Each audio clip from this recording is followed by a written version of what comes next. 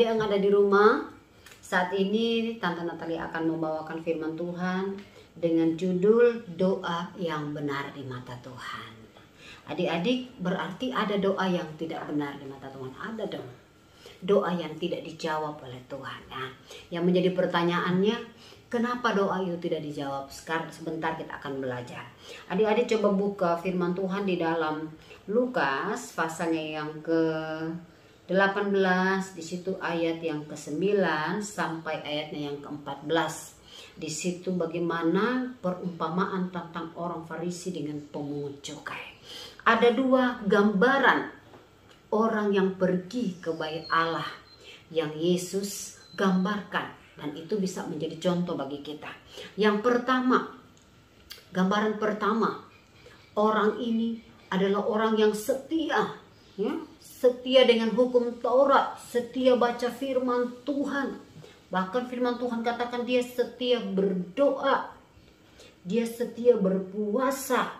Wah, dia setia melakukan hukum-hukumnya Tuhan, bahkan setia mengembalikan milik Tuhan, yaitu perpuluhan. Nah, tapi adik-adik, yang menjadi pertanyaannya, kenapa orang ini tidak dijawab doanya sama Tuhan? Coba kita lihat ayatnya yang pertama, yaitu karena orang Farisi ini salah berdoa kepada Tuhan. Di mananya yang salah? Yaitu orang Farisi ini berdoa kepada Tuhan dengan penuh kesombongan. Kalau kita lihat di situ ayatnya yang ke-11, coba lihat di situ ayat 11. Orang Farisi itu berdiri dan berdoa dalam hatinya begini, "Ya Allah, aku mengucap syukur kepadamu karena aku tidak sama seperti semua orang lain, bukan perampok, bukan orang lalim, bukan pezina, dan bukan juga seperti pemungut cukai ini." Ayat 12, "Aku berpuasa 2 kali seminggu, aku memberikan 1/10 dari segala penghasilanku." Nah, adik-adik, di sini orang Farisi ini datang berdoa kepada Tuhan. Dia, ya boleh mungkin tante gambarkan, "Tuhan, saya tidak sama dengan orang lain. Saya pergi gereja, saya rajin mengembalikan milik Tuhan.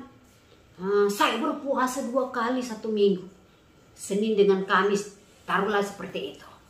Nah, adik-adik, tetapi kita lihat di sini malah tidak didengar doanya. Karena apa? Nah, kenapa tidak didengar doanya? Yang kedua, karena doa yang munafik. Kalau kita lihat dalam Matius 6 ayat yang ke-5, "Dan apabila kamu berdoa, janganlah berdoa seperti orang munafik." Kalau orang kalau berdoa dengan orang munafik itu bagaimana ya? Doa yang penuh dengan kebohongan, doa yang menunjukkan supaya dia dilihat orang lain. Suka menunjukkan. Coba lihat, baca terus. "Mereka suka mengucapkan doanya dengan berdiri di dalam rumah-rumah ibadat dan pada tikungan-tikungan jalan raya, supaya mereka dilihat orang. Aku berkata kepadamu, sesungguhnya mereka sudah mendapatkan upahnya." Jadi doa itu jangan bertele-tele, jangan pamer-pamer doa supaya hebat dia dilihat orang. Itu berarti sudah mengandung kesombongan. Kenapa? Orang Farisi ini kita tahu bersama bahwa orang yang taat dengan hukum Tauratnya Tuhan. Dia setia berpuasa, dia setia mengembalikan milik Tuhan, dia menjauhi segala jenis kejahatan. Tetapi Tuhan bilang, "Aku tidak menerima doanya." Karena apa? Ada kesombongan di balik doanya. Jadi adik-adik, kalau kita berdoa sama Tuhan, lalu kita berdoa ongkang dada sama Tuhan, saya yakin doa kita tidak akan pernah dijawab oleh Tuhan. Karena apa? Ada roh kesombongan di dalamnya. Nah, adik-adik, yang menjadi pertanyaannya, doa yang bagaimana yang Tuhan mau dari hidup kita? Ayo, bagian kedua.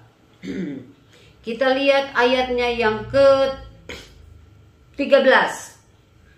"Tetapi pemungut cukai itu berdiri jauh-jauh, bahkan ia tidak berani menghadap ke langit, melainkan ia memukul diri dan berkata, 'Ya Allah, kasihanilah aku, orang berdosa ini.'" Doa yang kedua, doa yang diterima oleh Tuhan, yaitu doa yang penuh dengan kerendahan hati.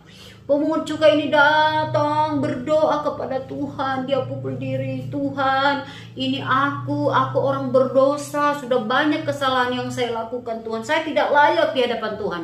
Tetapi Tuhan melihat hatinya, ya. Tuhan melihat hati yang hancur. Tuhan melihat dia berdoa dengan sungguh-sungguh, memohon belas kasih daripada Tuhan. Tuhan bilang apa? Ayat 14, aku berkata kepadamu, orang ini pulang ke rumahnya sebagai orang yang dibenarkan Allah, dan orang lain itu tidak. Sebab barang siapa meninggikan diri, ia akan direndahkan, dan barang siapa merendahkan diri, ia akan ditinggikan.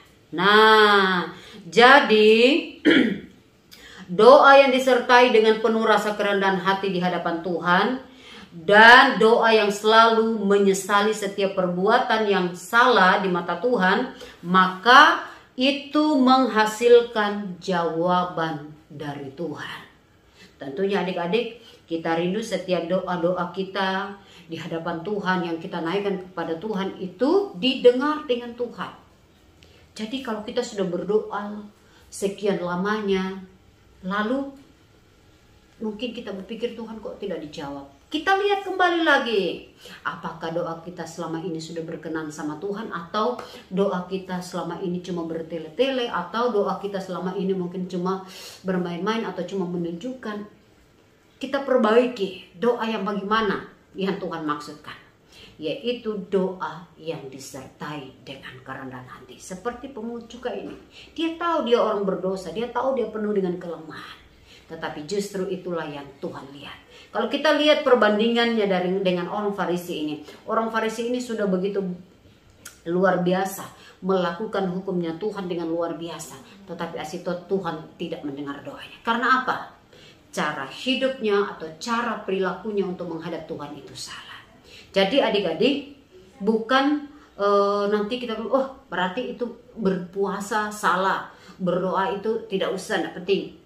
Yang dimaksud firman Tuhan di sini, alangkah baiknya kalau kita rajin berpuasa, rajin berdoa, rajin datang ke gereja, tetapi harus disertai dengan kerendahan hati. Dan ketika kita memiliki kerendahan hati, maka tante percaya apa yang menjadi doa kita pasti didengar oleh Tuhan. Karena apa adik-adik? Karena doa yang disertai dengan kesombongan itu Tuhan tidak jawab.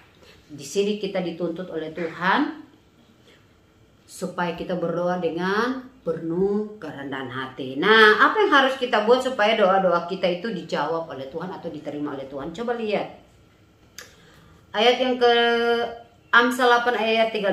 Takut akan Tuhan ialah membenci kejahatan. 1. Aku benci kepada kesombongan. Kesombongan, kecongkakan, tingkah laku yang jahat, dan mulut penuh tipu muslihat. Jadi adik-adik, kita harus menjauhi segala jenis kejahatan. Nah, Ibrani 10 ayat 22. Karena itu marilah kita menghadap Allah dengan hati yang tulus dan ikhlas, dengan keyakinan iman yang teguh. Oleh karena hati kita telah dibersihkan dari hati nurani yang jahat, dan tubuh kita telah dibasuh dengan air yang murni. Jadi adik-adik, kita harus menghadap Tuhan dengan hati tulus, ikhlas, murni. Dan ketika kita menghadap Tuhan dengan tulus, ikhlas, dan murni, tante percaya apa yang menjadi pergumulan, apa yang menjadi doa kita, tante percaya pasti Tuhan jawab. Jadi puji Tuhan, inilah firman Tuhan. Kiranya Tuhan Yesus memberkati kita semua, anak-anak yang di rumah. Biarlah firman Tuhan ini boleh menjadi berkat bagi kita. Jadi doa yang benar di mata Tuhan adalah doa yang tulus, ikhlas, dan murni. Doa yang disertai dengan kerendahan hati. Jadi kalau menghadap Tuhan tidak boleh dengan memiliki roh yang sombong. Atau kalau kita ada perasaan sombong, kalau rasa sombong itu gimana ya? Kita merasa lebih dengan orang lain. Saya lebih pintar, saya lebih hebat. Itu tidak boleh. Kita harus menjadi orang-orang atau menjadi pribadi seperti pribadi Maria, memiliki hati seorang hamba ketika dia menghadap Tuhan. Puji Tuhan, Tuhan Yesus memberkati firman-Nya dan bisa menjadi berkat bagi anak-anak yang ada di rumah, bahkan bagi papa dan mama yang selalu setia menonton firman Tuhan saat ini. Kita berdoa, bersyukur buat kebenaran firman Tuhan Yesus yang saat ini. Biarlah tanam firman-Mu dalam hati kami agar menjadi rema bagi kami semua. Kami bersyukur buat firman-Mu di dalam nama Tuhan Yesus Kristus, dan berkati seluruh anak-anak sekolah minggu yang ada di Jalan Gajah Mada. Papa dan mama mereka Tuhan juga berkati. Dalam nama Yesus kami bersyukur buat firman-Mu. Haleluya. Amin.